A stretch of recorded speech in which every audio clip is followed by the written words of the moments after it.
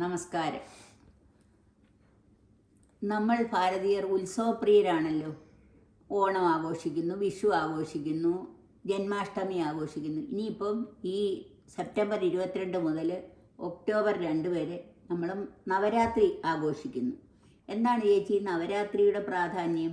നവരാത്രി എന്ന് പറയുമ്പോൾ 9 രാത്രികൾ എന്നാണല്ലോ.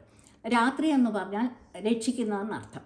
അപ്പോൾ 9 രാത്രികളിൽ നമ്മൾ ദേവീ പൂജ ചെയ്ത് നമ്മളെ ദുർഗതിയിൽ നിന്ന് രക്ഷിക്കുന്ന ഭാവം, അതായത് ദുർഗാദേവിയായിട്ട് നമ്മൾ പാർവതി ദേവി ആരാധിക്കുന്നു. ദുർഗാദേവിക്ക് 9 ഭാവങ്ങളാണ്.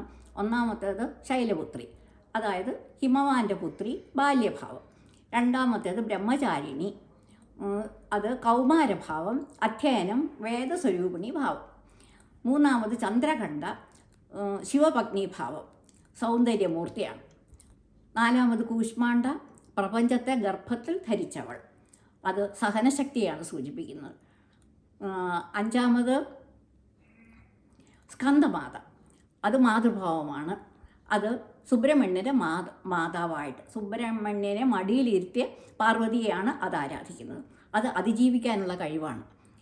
ആറാമത് കാർത്യായനി, അത് കാർത്യായനി എന്ന് പറഞ്ഞാൽ കർമ്മബന്ധങ്ങളെ തരണം ചെയ്യുന്നത് എന്നാണ് അർത്ഥം. കർമ്മബന്ധമോചനം എന്ന് പറയാം. ഏഴാമത് കാളരാത്രി എന്ന് പറയുമ്പോൾ ഒരു ദേവിയുടെ പ്രത്യേകത ഈ ദുഷ്പ്രവണതകളെ, നമ്മളിലുള്ള നെഗറ്റീവ്സിനെയെല്ലാം അതിജീവിക്കാൻ നമ്മളെ സഹായിക്കുന്ന ശക്തി എന്നാണ്. പിന്നെ അടുത്തത് മഹാഗൗരി, അത് പ്രകാശസ്വരൂപിണിയാണ്. ഒരു മുത്തശ്ശി ഭാവത്തിൽ നമ്മൾ ദേവിയെ ആരാധിക്കുന്നു. സകല സൃഷ്ടികളുടെയും മുത്തശ്ശിയായിട്ടുള്ള ഭാവമാണ്. സ്നേഹം, എല്ലാവരെയും സമഭാവനയിൽ കാണുക, ഇതൊക്കെയാണ്. 9 സിദ്ധിദാത്രി, അതായത് ആത്മജ്ഞാനം നേടിയ, അല്ലെ ആത്മജ്ഞാന സ്വരൂപിണി എന്ന് നമ്മൾ പറയും. അതിൻ്റെ പ്രത്യേകത എന്ന് വെച്ചാൽ നമ്മൾ ആ ഭാവത്തിൽ ദേവി ആരാധിക്കുമ്പോൾ നമ്മുടെ ഉള്ളിലെ ആ ശക്തി എന്താണെന്ന് നമുക്ക് തിരിച്ചറിയാൻ പറ്റും. അതായത് ദേവീഭാവം നമ്മുടെ ഉള്ളിൽ ഉണ്ട് എന്ന് നമുക്ക് മനസ്സിലാകുന്നു. അടുത്ത 10ാമത്തെ ദിവസം വിജയദശമി എന്നാണല്ലോ നമ്മൾ പറയുന്നത്.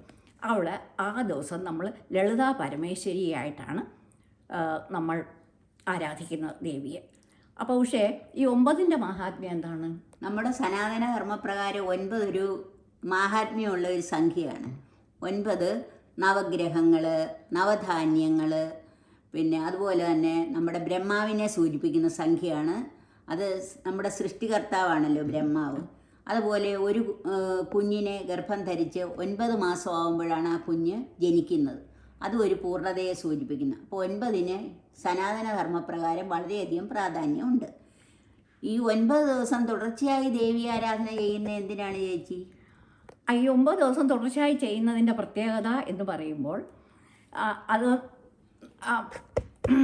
ഈ കലികാലത്ത് നാമജപത്തിനാണ് പ്രാധാന്യം. ഈശ്വരപ്രാപ്തിക്ക് അല്ലെ ഈശ്വര സാക്ഷാത്കാരത്തിന് ഏറ്റവും എളുപ്പമായ മാർഗം നാമജപമാണ്. അത് വ്യക്തിപരമായിട്ട് ചെയ്യാം, കൂട്ടമായിട്ട് ചെയ്യാം. കൂട്ടമായിട്ട് ചെയ്താലുള്ള ഗുണം എന്താണ്? അത് അതിൽ പങ്കെടുക്കുന്ന എല്ലാവരും ശുദ്ധമാകുന്നു, ഒപ്പം അന്തരീക്ഷവും ശുദ്ധമാകുന്നു. പിന്നെ ഈ നാമജപം നമ്മൾ ഈ സ്ത്രീകൾക്ക് പ്രത്യേകിച്ച് സാധാരണഗതിയിൽ നമ്മൾ നോക്കുമ്പോൾ മണ്ഡലകാല വ്രതം എടുത്ത് പുരുഷന്മാർ ശബരിമലയ്ക്ക് പോകുന്നു. എന്നാൽ സ്ത്രീകൾക്ക് ഈ നവരാത്രി വ്രതവും തിരുവാതിര ദിവസമുള്ള വ്രതവും മാത്രമേ സ്ത്രീകൾക്ക് കൽപ്പിച്ചിട്ടുള്ളൂ. അപ്പം അത് വളരെ പ്രധാനമായ ഒരു കാര്യം ആണ്. അതുകൊണ്ട് നമുക്ക് ഈ നവരാത്രി പൂജ വളരെ ഭംഗിയായി നമുക്ക് നടത്തണം.